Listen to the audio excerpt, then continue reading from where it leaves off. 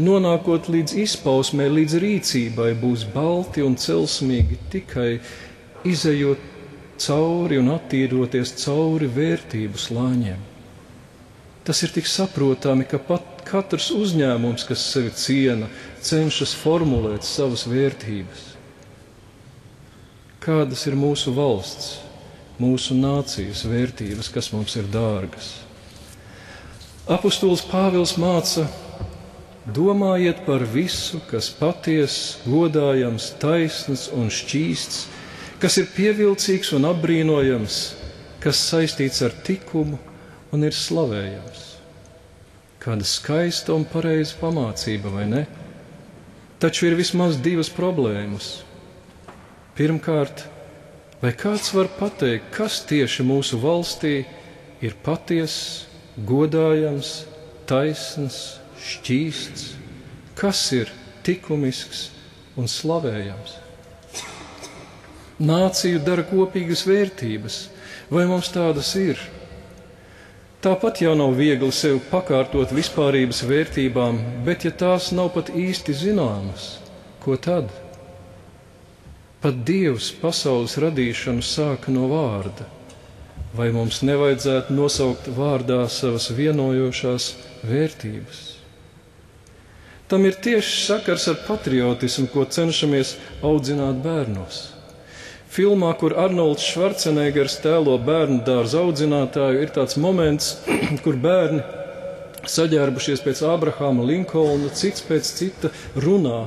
Nezinu tieši, kas tas par tekstu, bet viņi sauca vārdā vērtības, kas ir amerikāņu nācijas pamatos. Ko mūsu bērni varētu sacīt par savas nācijas pamatvērtībām? Vai tās ir kaut kur rakstītas?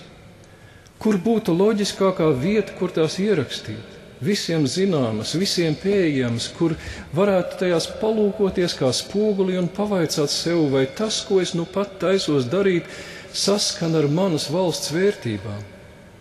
Kur tām vajadzētu atrasties? Diskutējot par Satversmes preambulu, pats savējo starpā ir dažādas domas.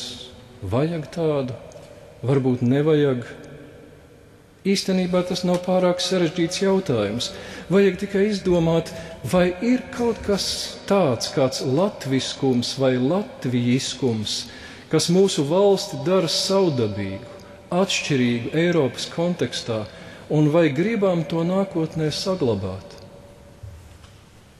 Ja nekā tāda nav, tad varbūt pat labāk iekust eiropeiskajā un kosmopolitiskajā straumē. Arī ar patriotismu mācīšanu nebūs jāsaspringst. Nav citas piederības kā tā, ka es piederu pats sev. Nav citu vērtību kā tās, kuras es nosaku sev pats. Nav citas identitātes kā globalizētā civilizācija. Šo visu jauns cilvēks tāpat viegli uzsūc. Atliek vēl tikai iemācīties, ka man nav tradīcijas, man nav reliģijas, man nav dzimuma, tikai dzimte. Es esmu viss visā. Tas nav pārāk grūti. Un tad, protams, arī preambulu nevajag. Ja tomēr ir kaut kas latvisks vai īpati latvijisks, ko mēs gribētu saglabāt, tad šīs vērtības labāk vajag nosaukt vārdā. Varbūt vajag uzrakstīt, jo sen vairs nav tas laiks, kad tās visiem ir pašas par sevi saprotamas. Ko tajās rakstīt, varētu būt pati nozīmīgākā diskusija mūsu sabiedrībā, taču dažas lietas par to varu pateikt tūlīt. Tajā būtu jāraksta nevis tas, kas ir politkorekti, bet tas, kas ir patiesība. Piemēram, tā ir patiesība, ka Latvijas valsts un nācijas pamatos ir likta latviskā dzīves ziņa un kristīgās ticības vērtības. Tā vienkārši ir patiesība, bez kuras nav 18. novembra republikas, jo tai bija ne tikai juridiskā, bet arī garīgā un kultūras dimensija. Otrakārt, es domāju, ir jāņem vērā kaut prātā pieminot, ka par Latvijas valsti daudzi atdeva dzīvības. Tās nedrīkst vienkārši izmest pār bortu. Vai tas, ko gribam redzēt savu vērtību apliecinājumā, ir tas, par ko mūsu tēvi un vectēvi atdeva dzīvību? Un to vajag pieminēt sevišķi tādēļ, ka mums visiem, ja vispār ceram uz kādu nākotni, ir tūlīt pat jābeidz ņirgāties par savu valsti. Ja ne pašu inteliģences dēļ, tad kaut vai pieminot par Latviju kritušos, necelsies roka internetā uzklabināt dzimtajā latviešu valodā muļķu zeme Latvānija. Varbūt tad katras nozares pārstāvim cīnoties par tās interesēm neliksies piedienīgi daudzināt un kultivēt, ka atliek tikai braukt prom. Pavisam nesen es apmeklēju latviešu Sīrijā. Laikam tā bija pirmā reize, kad jutos skumji, redzot, ka baznīcā tik daudz bērnu. Tie bija jauki bērni, bet īrijas bērni, varbūt jau pat īru, ne latviešu bērni. Kur Latvijai taču bērnu tik ļoti trūkst. Esmu tālu no uzskata, ka tie, kas aizbrauc, ir nodevēji. Daudziem nebija lielas izvēles, taču arī aizbraukt var dažādi. Filmā Rīgas sargi, tepat Lačplēšu dienā Mārtiņš aizbrauca līdz pat Vladivostokai, lai varētu reiz aizstāvēt Rīgu un Latvijas valsti. Cik ļoti tas atšķiras no tādas gan uz ēnu bravūras, ko bieži redz internetā, jūs, muļķīši, vergojat Latvijā, kamēr es esmu vīrs Anglijā. Apstākļi var piespiest latvieti aizbraukt, taču nekā caur triumfa arku, bet ar apņemšanos arī svešumā audzināt bērnus ar Latviju sirdī, lai viņi reiz būtu resurss tēvzemē. Tas ir brīnums, ko paveica latviešu trimda pēc 2. pasaules kara. Par Latviju ir izliets daudz asiņu un brāļu kapi, un daudzās kritušo piemiņas plāksnes dievnamos ir spogulis, kur ielūkoties, vai lēmums, ko grasos pieņemt, vai solis, ko taisos spērt, ir radniecīgs tam, ko darīja tēvi, kad nolika galvu par Latviju. Jo tā ir mana klusā cīņa par savu valsti. Trešais, ko nedrīkstētu aizmirst, mēs latvieši neesam Latvijā vieni. Un ar to es nedomāju citplanētiešus, kam Latvijas karoks ir figņa, kur nošņaukt degunu.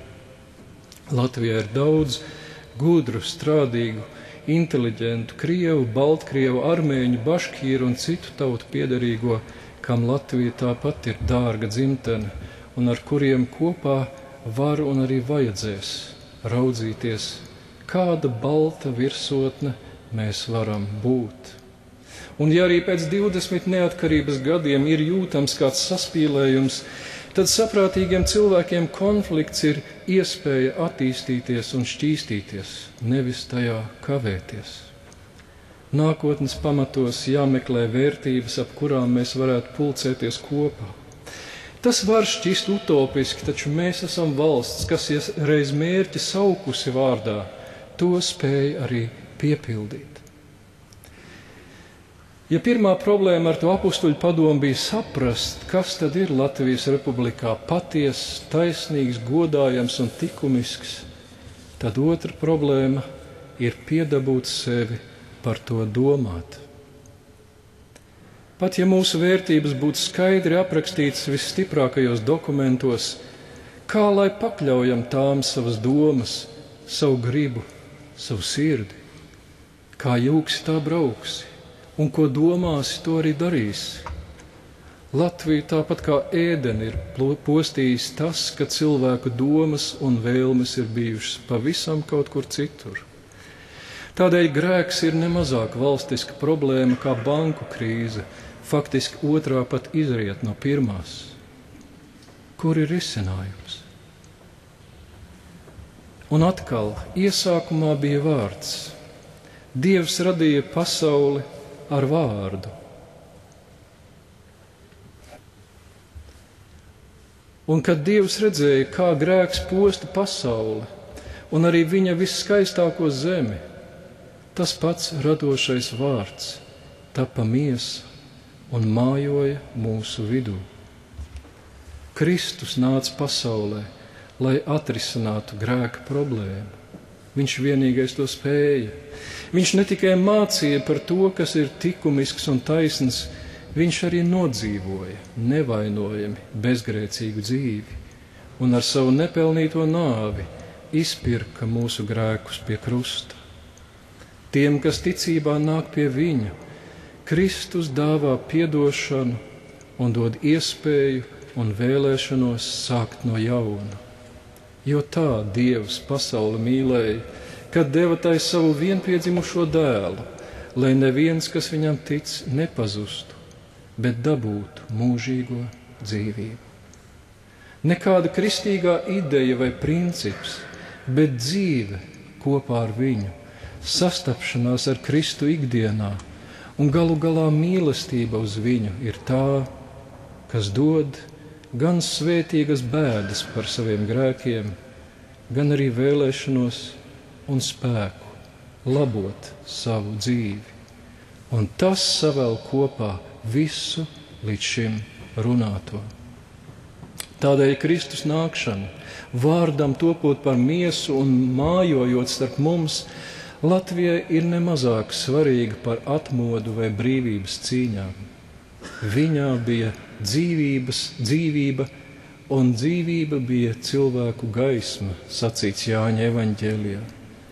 Ģeniālais rakstnieks Klaivs Stēpls Luis reiz teica: es ticu kristietībai tāpat kā tam, ka saule ir uzlēkusi. Ne tādēļ vien, ka var to redzēt, bet arī tādēļ, ka pateicoties tai, es varu redzēt visu citu. Jēzus sacīja: ja tava acs būs gaiša, tad arī visa miesa būs gaiša. Savu visskaistāko zemi Dievs ir atdevis mums. Reizēm vajag lielu mīlestību, lai redzētu skaistumu 95 gadus vecā sejā, kas glabā ne tikai laimes brīžu, bet arī sūru pārbaudījumu rētas. Lai Kristus gaismā mēs tomēr redzam, ka Latvija ir Dieva visskaistākā zeme, lai novērtējam tās iespējas un spraužam Dieva iedvesmotus mērķus, kas mēs varam nākotnē būt. Lai Kristus gaismā redzam savus tuvākos Dieva acīs svētus kā sakraments, un kopā ar viņiem šos mērķus piepildām. Mazliet lokalizējot Kristus vārdus, kurus viņš teica par visu pasauli, mēs varētu dzirdēt viņu mums sakām: es esmu Latvijas gaisma. Kas man seko, tas patiesi nestaigās tumsībā, bet tam būs dzīvības gaisma. Rādi, Kungs, mums tavu ceļu un liec mums gribēt pa to iet. Āmen.